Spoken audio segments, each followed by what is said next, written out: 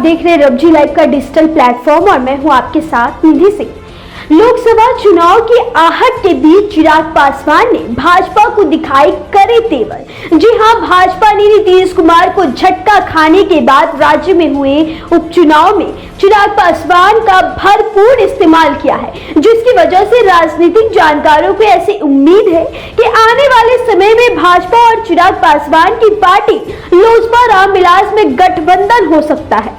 लेकिन इन सब के बीच बीते दिनों अमित शाह ने बिहार के दौरे में कुछ ऐसा बयान दिया है जिसके बाद चिराग पासवान के तेवर सख्त नजर आ रहे हैं। आपको बता दें कि आगामी चुनाव में गठबंधन को लेकर चिराग पासवान ने कहा कि अभी इसको क्लियर करने की जरूरत भी नहीं है। उन्होंने कहा कि अभी इसे क्लियर करने की जरूरत ही नहीं है और उन्होंने साफ साफ कहा कि जब आप गठबंधन राजनीति की बात करते हैं तो चुनाव के समीप आने पर ही तय होगा कि स्टैंड क्या है।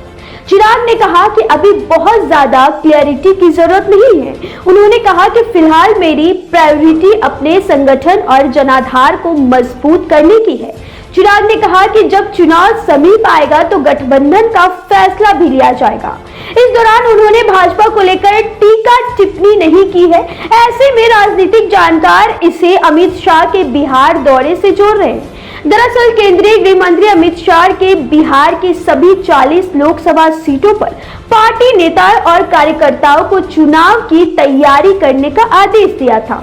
जाहिर सी बात है कि अमित शाह ने यह लगभग साफ कह दिया था कि आगामी लोकसभा चुनाव में भाजपा पूरी तैयारी के साथ राज्य की सभी लोकसभा सीटों पर चुनाव लड़ेगी। इन सब के अलावा अमित शाह ने नवादा लोकसभा सीट पर भाजपा प्रत्याशी उतारने का ऐलान किया, जबकि पिछले बार नवादा लोकसभा सीट लोजपा के हिस्से में था और पार्टी के उम्मीदवार चंदन सिंह ने जीत भी हासिल ली थी। हालांकि चंदन सिंह अब रालोसपा के नेता है, लेकिन अमित शाह ने जिस तरह से लोजपा की सिटिंग सीट पर उम्मीदवार उतारने का ऐलान किया है वह निश्चित रूप से चिराग पासवान को भी खटक रहा है। दूसरी तरफ भाजपा ने अभी तक चिराग पासवान को ना ही औपचारिक रूप से एनडीए में शामिल किया है और ना ही उन्हें केंद्रीय मंत्री बनाया है। ऐसे में भाजपा के बदले तेवर पर चिराग पासवान ने भी यह संकेत दिया है कि अब लोजपा रामविलास भी आगामी लोकसभा चुनाव में सभी सीटों मतलब सभी 40 सीटों पर चुनाव लड़ते नजर आ सकते हैं। चिराग पासवान ने इस पर कहा कि हर पार्टी अपनी पहुंच बढ़ाना चाहती है। अमित शाह भी वही कर रहे हैं।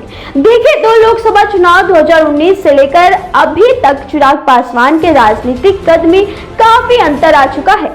खासकर पशुपति कुमार पारस और झटका खाने के बाद चिराग पासवान और ज्यादा मजबूत हो चुके हैं। इन सब के अलावा पिछले विधानसभा चुनाव में भी चिराग पासवान अपनी मजबूती राजनीतिक छवि का नमूना भी पेश कर चुके हैं। ऐसे में अगर आगामी लोकसभा चुनाव में चिराग पासवान ने भाजपा के खिलाफ उम्मीदवार उतार दिए तो फिर यह भगवा पार्टी को भारी पड़ सकता है। तो फिलहाल यह रिपोर्ट यहीं तक थी। आगे क्या निकलकर सामने आता है उससे हम आपको रूबरू जरूर करवाएंगे। तो अब दीजिए मुझे इजाजत। धन्यवाद।